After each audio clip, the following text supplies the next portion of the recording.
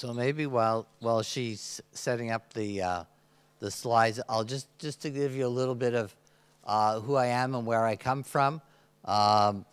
So I run a pediatric clinic in Montreal. I also am the respiratory consultant to a clinic of both children and adults that's a little remote from Montreal. It's about an hour and a half plane flight from Montreal, just straight north, so it's a little colder. And I also, for the past over 20 years, I attend the lung transplant clinic that's in another hospital that looks after patients with cystic fibrosis, really adults who have had lung transplant. We do overall over 50 transplants a year, and about 8 to 10 of those a year are CF patients. And as I said, they're really adults, generally 16 and above.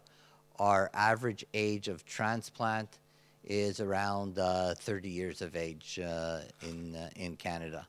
And so far we're very happy with the results, but we're even happier if people don't need a lung transplant. So.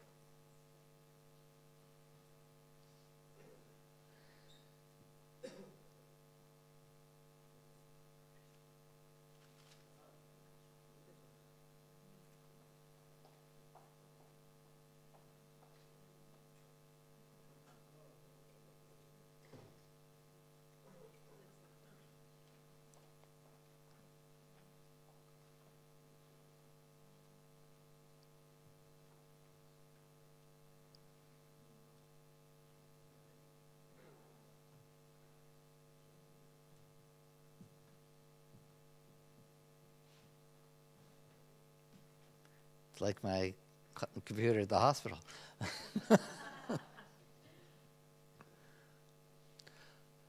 I will say also, actually I'm really pleased to be here, and I was very glad to be invited.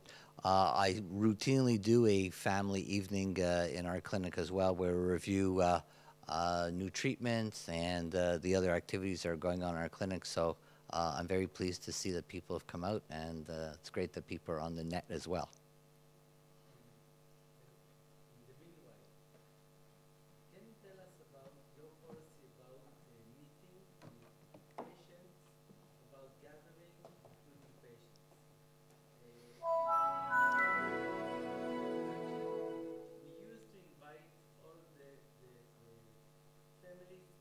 Adult patient, we used to invite all people here, but as you can see, there are very few because we ask the adults not to attend, just to connect from the internet.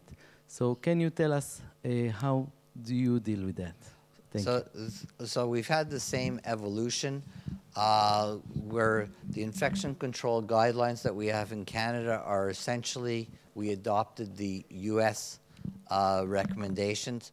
So it's unfortunate, actually, for a while when we did family sessions, we actually did a big family event, and we sent all the children off to do something fun, and all the parents sat and we spent the day. But with concerns about infection control now, unfortunately, I'll maybe have 1 or 2 patients in the room and make sure that they're sitting, far apart from each other. So unfortunately, that's really going by the wayside. So it's very much similar to the situation we have here. And I appreciate that there's concerns about isolation, but there are concerns about infection spread. And people have to feel comfortable. I've had parents say, I would like to come to the event, but I didn't want my child to come because I was concerned, and I can't tell them 100% no. So we try and minimize risk, but it's there. Thank you.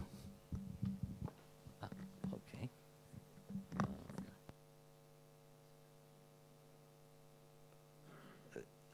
Which one do I want? Is this the one I want? Yeah, yeah, I need to open the folder. Oh, okay. lot of slides. It'll be down. It's in a folder.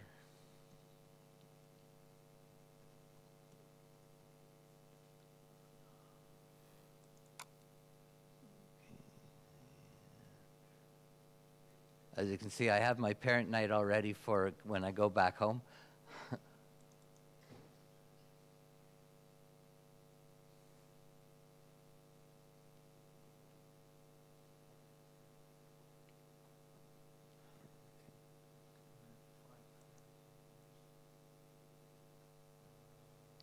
Right. Okay. Great.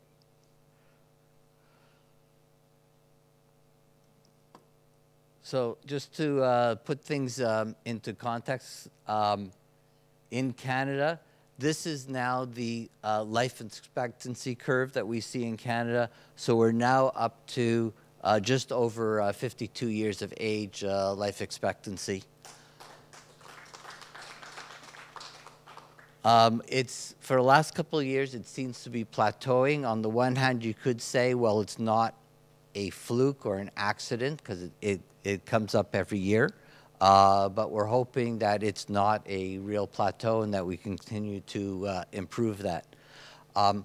Unfortunately, the flip side of this is the median survival, which is also improving, but the median age of death now is around 34 years of age in Canada. So I want you to think of a therapy, and Dr. Karim told you about the new work with Orkambi, suggested maybe that there was a slowing of the rate of decline of lung function of about 40%. Well, I'm going to show you a therapy that maybe slows things, looks like it slows things about 20 to 25% slower rate of decline. But you'll also live longer, you'll feel better about yourself, you'll have better bones, and it won't cost you anything. So overall, it's pretty good. And what that is we did a study in children and adolescents and compared those who were the most active to those who were the least active. And even when we considered where their original lung function was, because not everyone had a great lung function to start with, those who were most active had about a 20 to 25% slower rate of fall of lung function compared to those who were least active. And this was over 6 to 9 years. So we were really following these patients quite over a long time.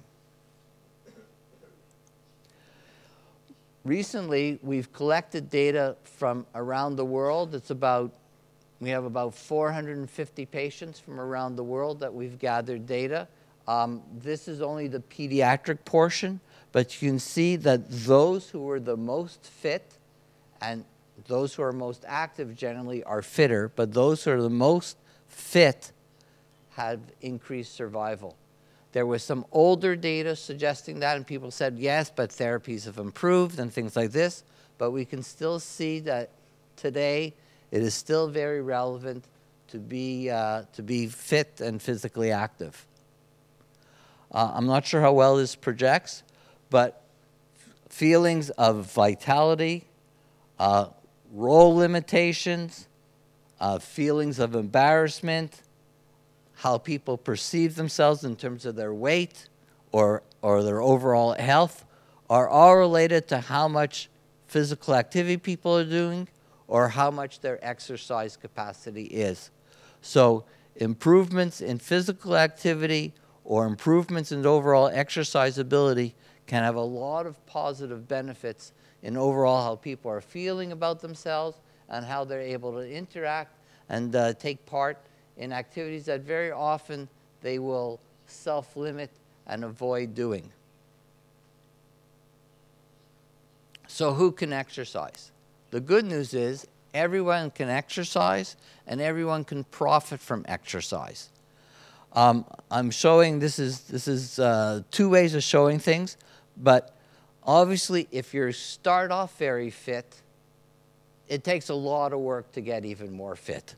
But if you're not very fit, you can gain a lot by just doing a little bit.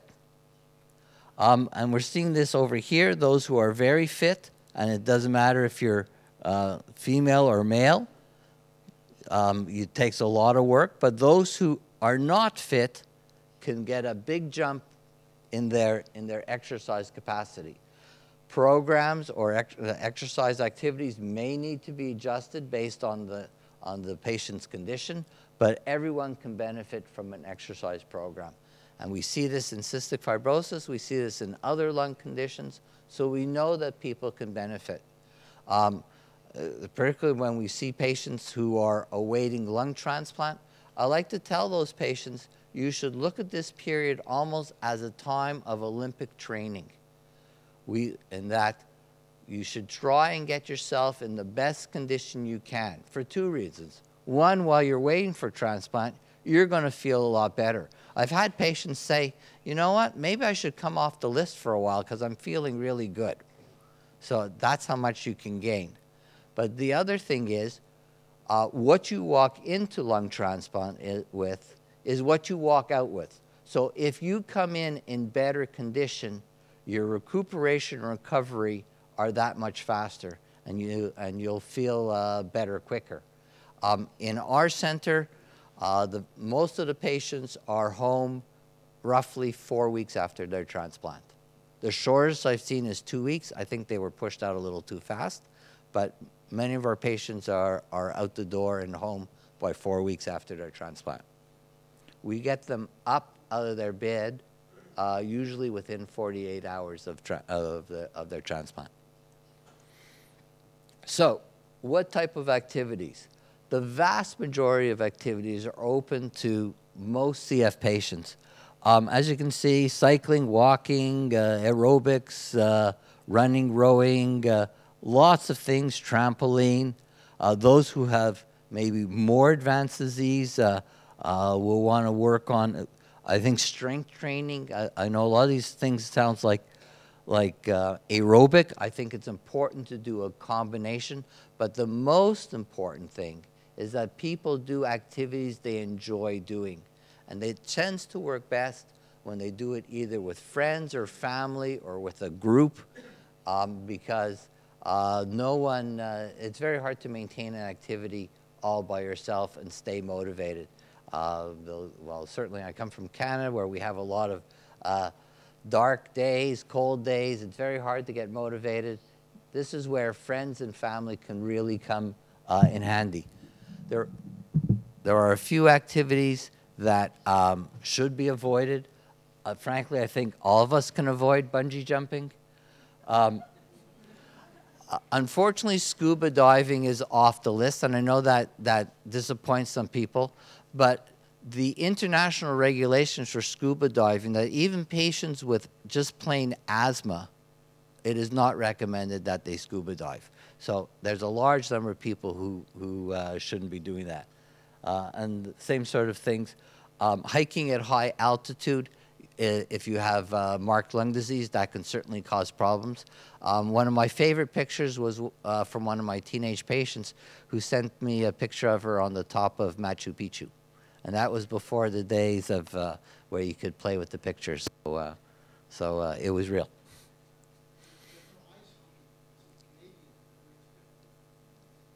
That came from the United States, where the only ice they see is in the glass. But yes, I've had patients play actually fairly elite amateur hockey well into their teenage years. At the university level sometimes, but yes, they can certainly play. I will say I've had a patient play hockey post-transplant with a PICC line in, but that's not recommended. So one of the things, so how do we assess exercise? And there's a variety of tools, but one of the things we've been using for the last few years, and we've validated this, and I like it because it allows you to reflect on how you're spending your day. This is called the Habitual Activity Estimation Scale, or the Haze Scale. And we've published it, and we have a way to do it. And we do it in an interview, and we break the day into from when they wake up to breakfast, then we go between the meals, and then after supper to bedtime. And we basically look at all those periods and say, how much time or what percentage of time did you spend between being totally inactive, somewhat inactive, somewhat active, or very active? And we give people examples of this. And we're able to total it up. Well, let me just go back one. Oh, no, I'm now, okay. Well, anyways, we're able to total it up. But the most, and we were able to tell somebody how much time they spent in moderate to vigorous activity per day. And we look at weekdays and we look at weekend days because we know activities are different. But the most important thing is it allows us to sit down with the patient and engage with them and talk to them of what is their routine like. We don't want exercise to be considered a therapy. CF patients have enough therapies to do. What we're trying to do is incorporate physical activity into a lifestyle. And the number one reason that patients will say that they can't exercise, and most of us will give the same reason, is they don't have the time. And by using the survey and looking at it, very often we'll find that, you know, that afternoon that you probably spent on Facebook or looking at puppy videos, you could have been doing something. And it's trying to help people to strategize around what their days are like and how they can fit in physical activity into their day.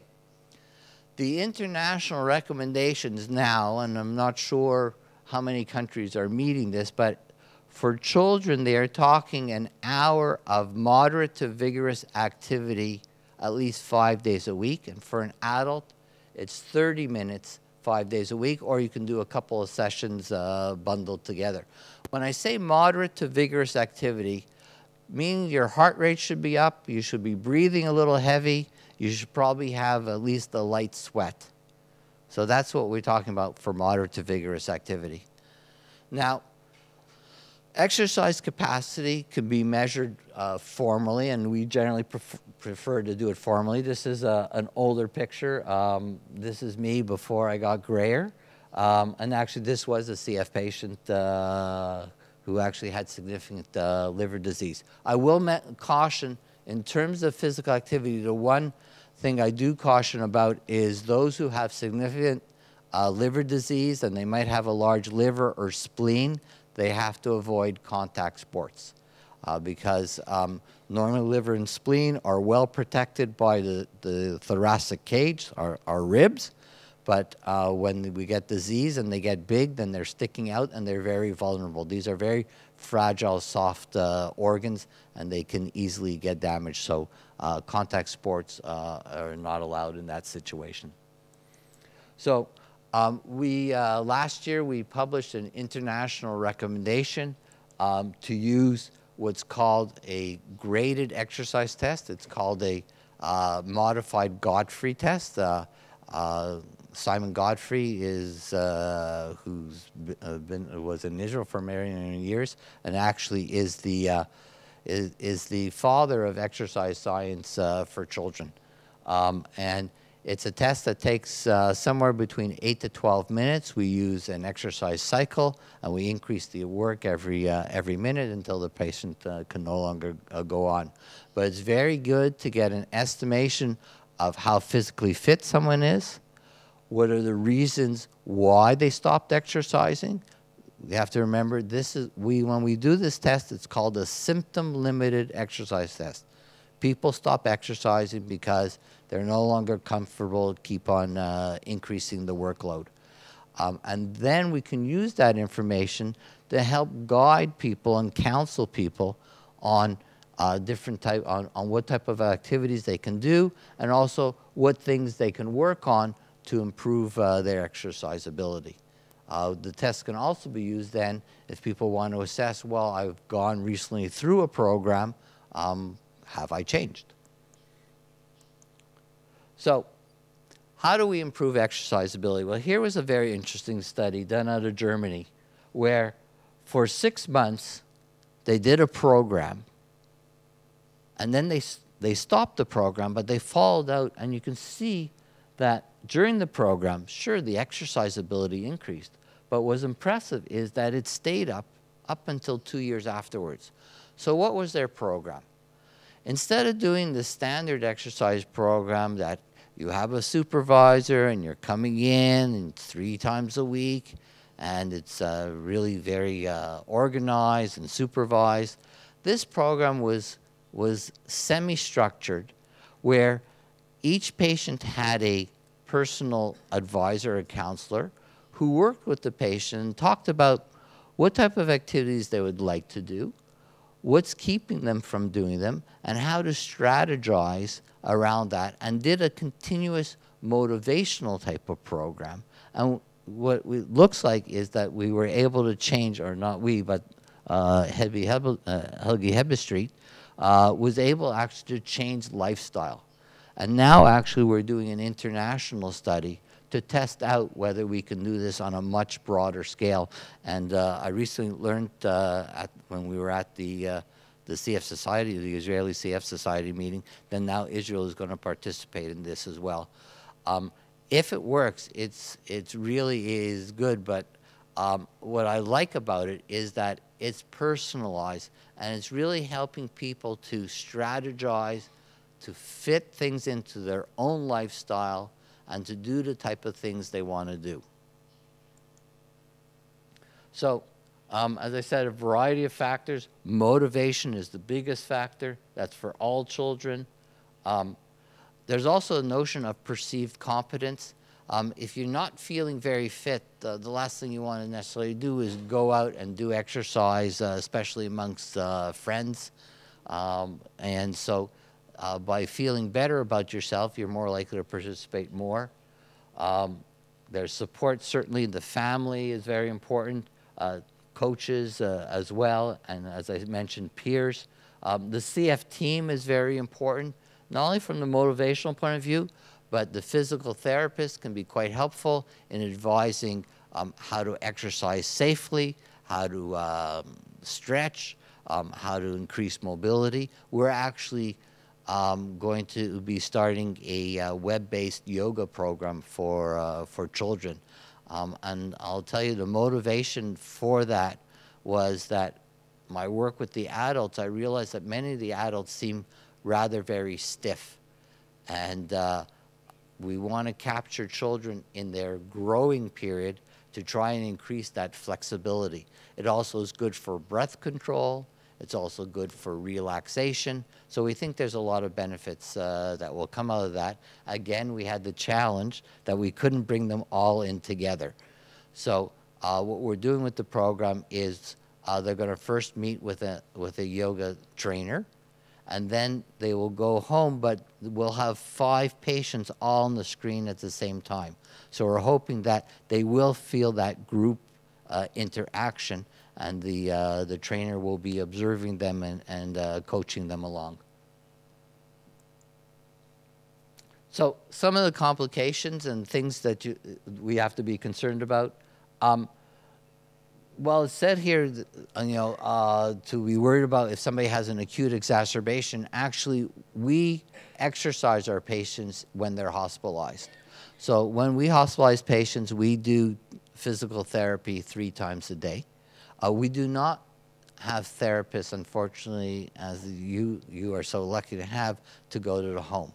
All our families do therapy on their own. But in hospital, it's a therapist who does the treatments. And our midday treatment is typically replaced with an exercise session.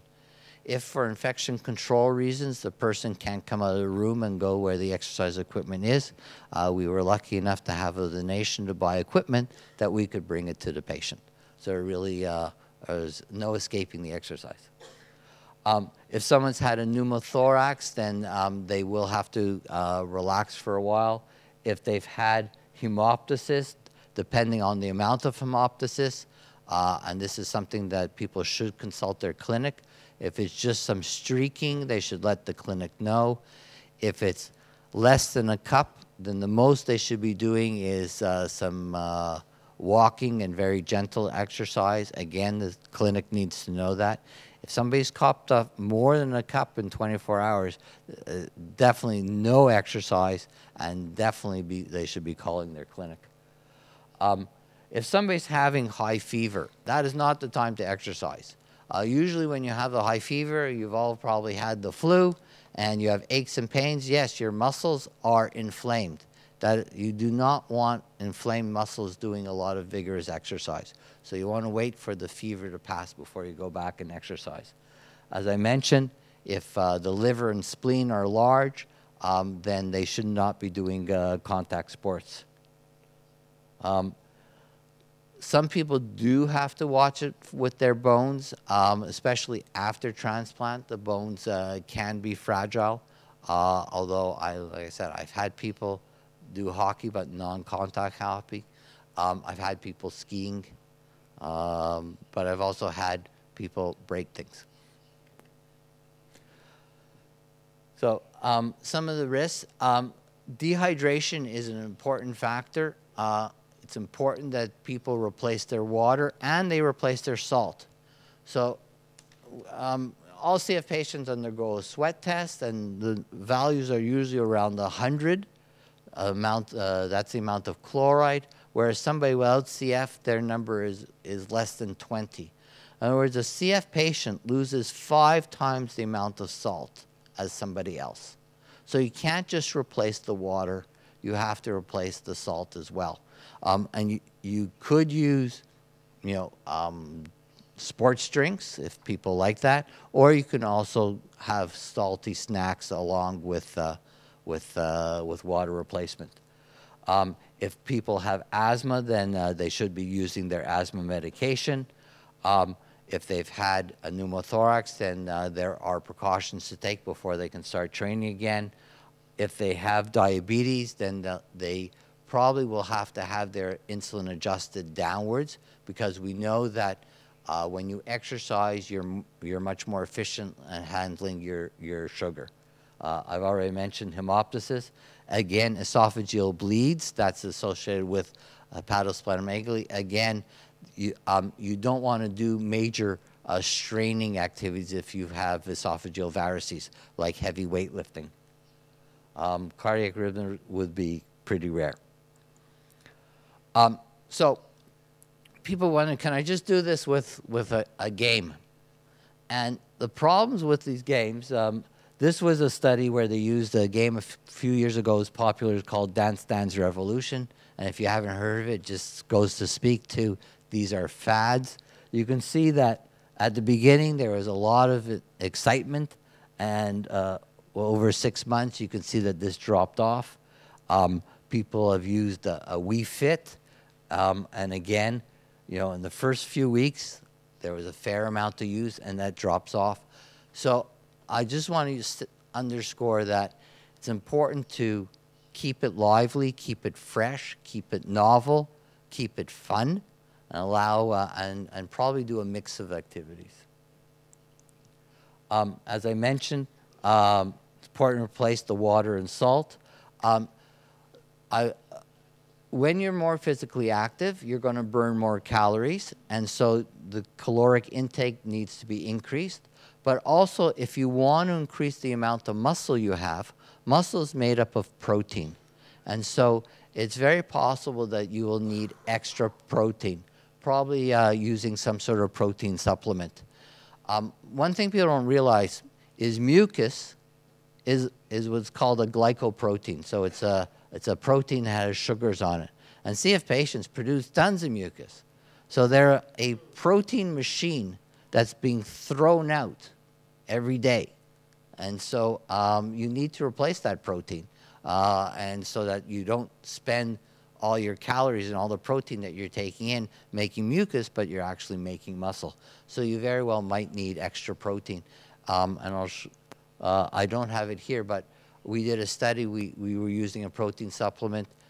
We added in about 0.7 grams per kilo per day on top of what they were eating on their own. This is a graphic from the United States, and Everyone would like our patients to have lung function somewhere between 90 and 100%. And we all like our patients to have a body mass index somewhere above 50%, in the 50 to 90% range. And you can see that there's a relationship between the nutritional status and the lung function. So we're all trying to get people sort of into this zone here. So when I think of exercise, yes, I definitely think of improving lung function, but I also want to make sure that the nutritional aspects are not being ignored and being looked after. We, many years ago, we did a study, and basically I could explain exercise capacity by lung function and leg muscle function combined. Those two factors explained 75% of why somebody stopped exercising. And the number one factor that determines how much you can do with your legs is how much muscle you have. So again, it's a nutritional aspect. Nutritional supplements, you have to be careful.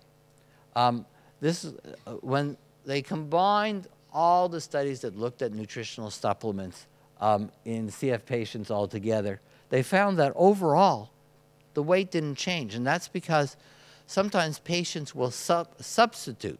So they took their supplement and they stopped eating. So it's important to find that supplements that people enjoy, but also that we see that the supplement is adding in extra calories and not actually acting as a meal replacement. I mentioned this. This is a recipe given to me by a dietitian at an adult hospital in Montreal. They have over 300 adults in their clinic. So it's about the largest adult clinic in Canada, if not the largest adult clinic. They hardly have anybody with a gastrostomy. Now, she's an excellent dietitian. She's very much in touch with the patients. But she also came up with a milkshake that provides calories and protein. From what I understand, you don't have Scandi Shake in Israel, but you have something very much like it, which is basically a sugar and fat supplement. It doesn't have much protein, but because of the sugar and fat, it has a fair amount of calories. We add in a protein supplement. In this case, we used Beneprotein. So the protein I like to use is whey protein. What is whey protein? So Israel actually has fabulous cottage cheese, which I've been able to sample. And you know there's a liquid part, right? So there's a cheese part and there's a liquid part. The liquid part is whey. And 15, 20 years ago, all the cheese companies would take the whey and pour it down the drain. They thought it was basically a waste product. But the whey has anti-inflammatory properties in it and antioxidant properties in it. One of the reasons we use this one is that it was readily available. This protein, and I can't tell you if it's kosher or not, but it's a hydrolysate. So if you're going, so what it means it's already pre-digested. Doesn't taste all that fantastic, doesn't mix all that well, but one of the advantages, I'll go through the rest of this milkshake, but the biggest advantage about this milkshake is you can change the flavor. And anyone who's taken supplements after a while said, you know, I like it, but I'm really tired of the same flavors. You can, especially if you use as a base supplement something that's something like vanilla, that then you can switch it up and, you know, make it fruit flavored, make it chocolate, but keeping it, again, sort of fresh. But in terms of whey protein, if you are going to use a whey protein, speak to your clinic about it. You don't want to take in too much because you can get kidney stones. But you want to use an isolate, and you want to make sure that it was not pasteurized, because pasteurization causes the whey protein to form a big ball, which you won't digest, and virtually you're going to flush your money down the toilet because you won't digest it. And we use this one just because it was readily available, and actually for a while it was covered by our insurance programs, and unfortunately no longer is. But there are other similar protein supplements for that. But speak to your clinic about that. Some canola oil is added in, really to add in extra fat. We use, this would be sort of standard milk in Canada. It's 3.25% milk fat. And you can see you get about 1,200 calories, and you get 33 grams. So if somebody weighs about 60 kilos, there's your half a gram per kilo per day, right there. You don't necessarily have to drink it all at once. It can be divided, and definitely people need to take their enzymes if they are taking pancreatic enzymes. But it is a way to make a homemade supplement that you can switch up and keep flavorful. You do want to be careful. While we do encourage a high-calorie diet and a little more fat than usual, you do want to be careful that we don't get too much unsaturated fats. Just like anybody else, too much unsaturated fats on our diet are not good, especially now that we're thinking that our CF patients, they are going to start to be older, and we want to avoid things like atherosclerosis, just like the rest of us. And especially you want to make sure that they're also taking in antioxidants, because too much unsaturated fat is an oxidant, and it's a pro-oxidant, and so they're at risk for what we call oxidative stress, or an imbalance between our oxidants and antioxidants. As I mentioned, CF patients don't absorb or digest their protein well, even when they take enzymes, so they might need extra. Also, I'll just put up these three. If you have diabetes, you don't necessarily metabolize protein well. You might not make protein as well. The protein turnover might be higher. You might break down protein more than you're building protein.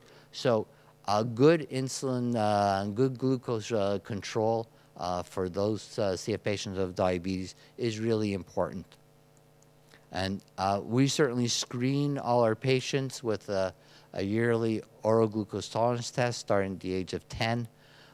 We do know, certainly at least in the North American data, that by the time CF patients are in their 30s, somewhere between 30 and 50% of them have diabetes. And we know that insulin is one of the factors that helps people to be anabolic, in other words, be able to gain muscle mass. And also we know that if people's sugars are high, not only is their blood sugar high, but their mucus is extra sweet. And the one thing bacteria love, just like all of us, is sugar. So having good glucose control is also good for helping to prevent infections. So I'm just showing here that, yes, CF patients will respond if they take in protein. Another factor that can come up, CF patients might lose magnesium. They might have low magnesium, so some patients do need a magnesium supplement. So especially if people are getting cramping or things like this when they're exercising, it's worthwhile having the magnesium checked in the clinic. Bones, there's a variety of factors. This was from the study I showed you earlier, comparing those who are most active to those who are least active. Their bone mineral density score went up, so physical activity is an important factor, and you want to make your bones work. So skipping, jumping, weight training, stair climbing, these are all things that make our skeleton work.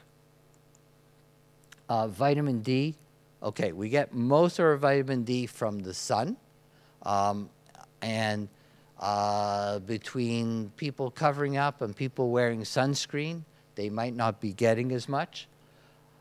We know that the vitamin D then needs to be processed first in the liver and then in the kidney, but we also know now that lots of cells in the body take the product from the liver and are able to produce the final product, which is called 125 vitamin D. And it's important for, as an antibacterial. We know that the levels that are good for your bones are also good for your lung cells to produce antimicrobial peptides. So these are short proteins that work against bacteria. We know from this is an older study, but in CF patients, that those who had better vitamin D status had better lung function.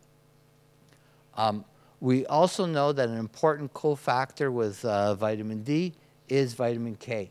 And we found that most of our patients in Canada, we have trouble getting supplements with vitamin K in them. I know you have supplements here. We had our bone density was could have been better, although and we had a fair amount of low vitamin D, and we've been working very hard on that. But we know that also vitamin K is very important, and we can supplement that. And this is the protocol that they're using in one of our adult centers, because there's a lot of very complicated protocols, but basically, as a minimum, 1,200 units a day. We live in Canada, north of Boston. In terms of latitude, I looked up, so Boston's at 42nd degree, Tel Aviv's at the 32nd degree, so it's closer to the equator, which is a good news, because when you're more north, you cannot get enough sunlight to make vitamin D between October and April. So we actually have basically a winter program and a summer program where we'll double the dose. But it's not unusual for patients to standardly need 1,200 to 2,000 units of vitamin D a day. This is vitamin D3. So very often patients will take a multivitamin, and on top of which has D3 in it, and on top of that we'll take a supplement with extra vitamin D. There are certain supplements that really, there's one from the United States called MVW. It has 3,000 units of vitamin D, and now they've come out with a 5,000 unit vitamin D. There are some clinics who will, instead of giving vitamin D every day, will give vitamin D once a week. But they'll give a bigger dose. They might give 10,000 units or 20,000 units. Some patients prefer that type of schedule. You got to remember to take it. We also know, like I said, vitamin K, it does not take a lot of vitamin K. It takes 1 to 2 milligrams a day to have a normal amount of vitamin K. And the supplements that are available, the vitamin supplements, have vitamin K in here that are made for CF patients should meet the vitamin K needs of patients. And this just showed that we were able to improve a variety of measures. I just want to mention a couple of things about lung transplant. These are our numbers from our clinic. So this is our 10-year survival now is up around 70%. CF patients do better than other patients. We recently, over the last couple of years, have started to do patients with cepacia. They can be a lot more difficult and have a lot harder time. So most of our data has been on patients who did not have cepacia. We know that this is when we look at maximal exercise capacity, it seemed, and this was a study that I did quite a while ago, that the exercise capacity was low, and it didn't matter if you got a single lung transplant or double lung transplant. Now, CF patients would always get a double lung transplant, which really spoke to that there were other factors. And what we found, the number one factor was leg muscle. I'm pleased to say, though, that now when I look at our lung transplant patients, many of them will have exercise capacity instead of being around 40 or 50% or more in the 65 to 80% of predicted. So I think patients are hearing the message. They are coming in better condition before transplant. But like I said, what you walk in with, especially in terms of your legs, that is what you walk out with. You might have wonderful lung function, but I tell all my patients, the last thing that's going to come back are your legs. Said you haven't been using them that much. You've been sick. You've probably spent a fair amount of time in bed, and it's going to take a while to come back. So we encourage people to start working. The anti-rejection drugs actually cause you to lose magnesium. So almost all our patients are on a magnesium supplement after transplant. However, you can get into cholesterol problems. It's really funny. All our CF patients are used to eating a lot of fatty foods. Most of them love cheese. And they have to often modify their diet afterwards. They don't need as many calories, but second, they are at risk for hypercholesterolemia. Hopefully you can control or diet, but I actually have patients who are taking statins just like adults with high cholesterol. So there are challenges. And we haven't so far had, and these are just showing cholesterol levels.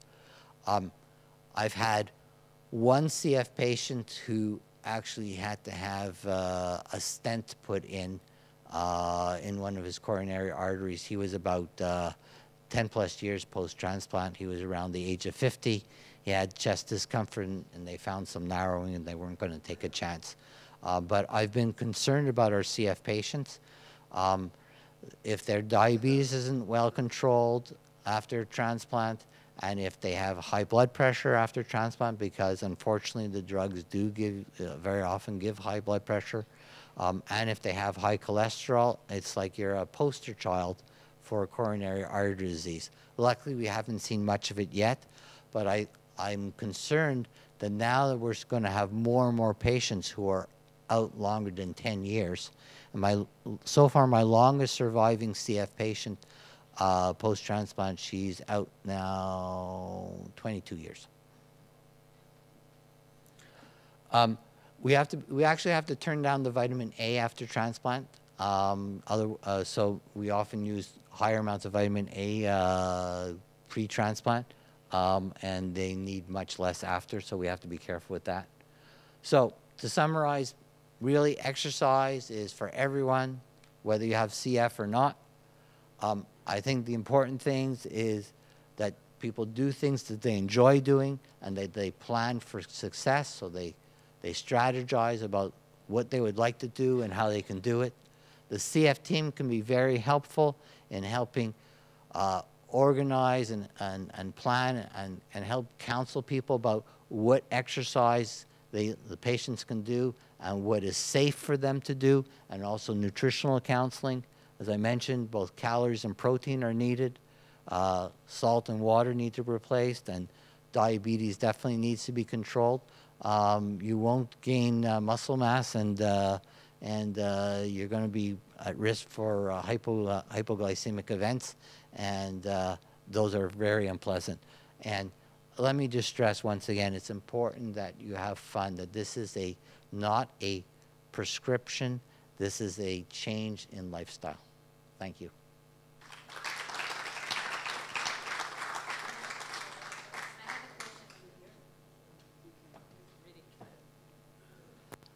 Okay, so the question is, I do exercise some twice a week and volleyball once a week. However, I can add one more swim, or more importantly, add distance. Would you say the more sports you do, the better? Is it significant? I think it's important that, again, people do a mix of activities that they like to do. I think swimming is an excellent exercise in that it is a whole body exercise, and I think that's really important. Also, if you're doing something like front crawl or breast, then you're breathing out in the water, you're breathing out against the resistance. This is like using a positive expiratory pressure device or a PEP device, so it actually helps with mucus clearance. The only thing is that swimming is not weight bearing. Okay, you're actually floating, and so it doesn't work your bones as much as possible. So I think it'd be useful for him to combine his swimming with other activities.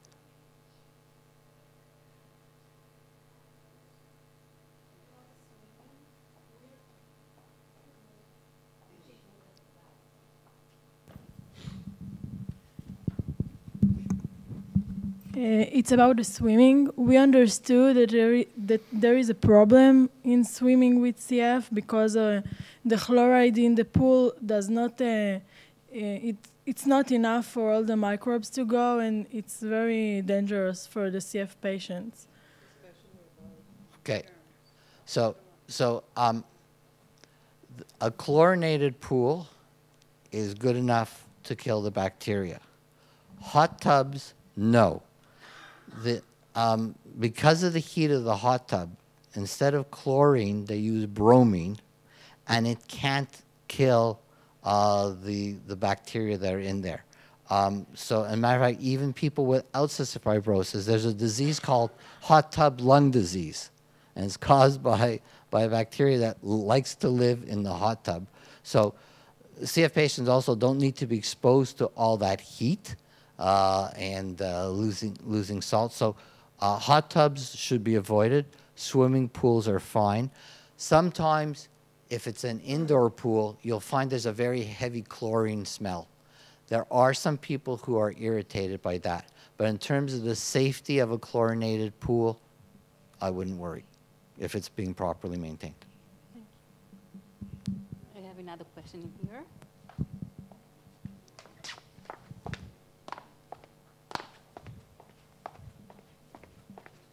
I'll mention, when we were at the recent North American Cystic Fibrosis meeting, we did a Facebook session called Exercise in You, which is available on the US site, where we cover a lot of what we spoke about tonight. Plus, there was a lot of people who wrote in questions, and we answered their questions as well. So you might want to go on the CF site and look for their Facebook page. There'll be information there. I'm going to answer this one first. So is biking combined with cycling enough for bone building? I'm not sure the difference between biking and cycling, but I'm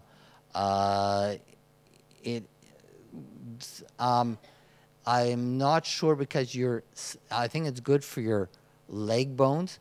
I don't know if it's exercising your spine as much as possible.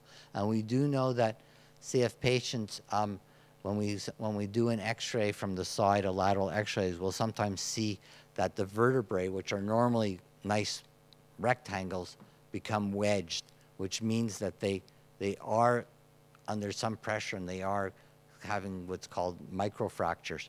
And so, like I said, spine exercises, stair climbing, jumping, weightlifting, these things will work your spine. Can you share please your experience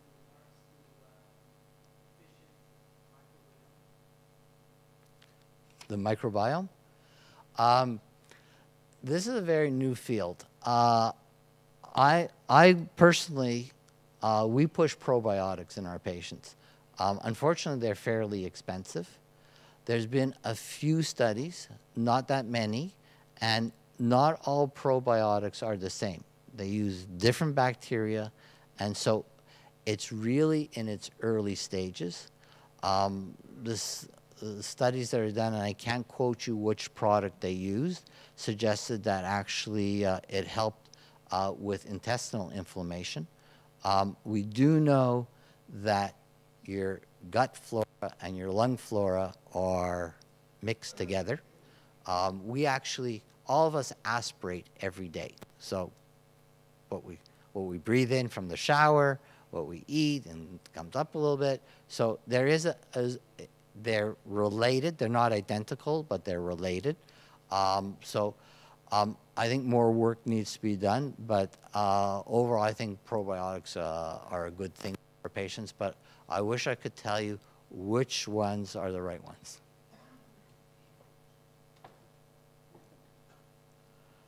Okay, do you know about damage caused to the tendons by ciprofloxacin antibiotics when training in gym like tennis elbow? If yes, how do you treat it? Okay. Ciprofloxacin, levofloxacin, so the quinolone family of antibiotics, you are at risk for tendon rupture. you have to just you have to decrease your physical activity during that type of thing, and maybe avoid certain things. So I've told people, you know, that's not the time. Let's say I've had girls who are doing a lot of hip hop dancing, you know, a lot of jumping around. Said, you want to be careful, and if you feel something pulling, especially your Achilles tendon or something like this, then you need to really, really slow down. So it's unfortunately it's going to take some time for that to heal on its own. But yes, you do have to be careful when using quinolone antibiotics.